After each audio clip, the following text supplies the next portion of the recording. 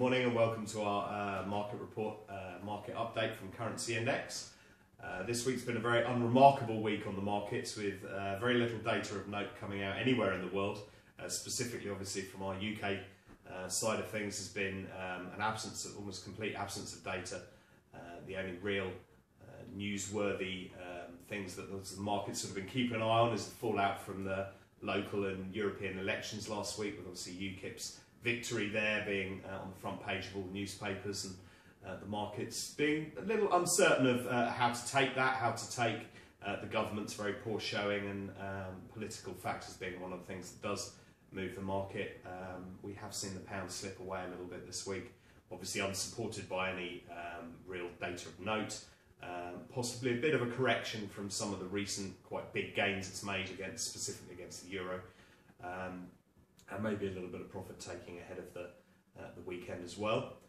In the US, there's likewise been very little serious data of note. There was one piece yesterday when US GDP was released, which showed, quite surprisingly actually, I think, that the US economy shrank for the first time in 3 years. Very, very bad news, obviously.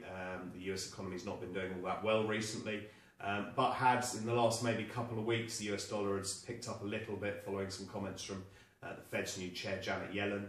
And this will be a real blow to her, I think, and certainly to the Fed's plans. They're tapering off of their stimulus packages. I think will probably have to slow down a bit now, and any talk of interest rate rises is hit very, very far ahead into the long grass. So I can't see that being any sort of good sign for the US, and I think maybe that slight sort of revival of the US dollar might turn around a bit now and head back the other way. So we might get back to those multi-year highs we've seen against the US dollar very recently.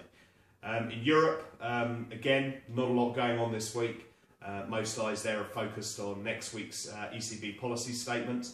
Mario Draghi, the president of the ECB, was very negative about the euro's strength at his last policy press conference, essentially saying that he thought that the euro was too strong and that it was damaging European recovery.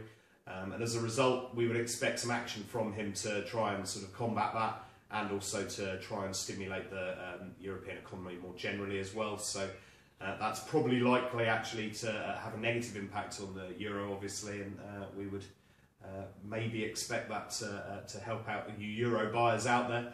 But we'll have to wait and see, because obviously if he doesn't do anything this month, or gives any indications that it won't be happening for a couple of months, we could likewise see the euro gain quite a bit of strength back following those losses after his comments at the beginning of the month.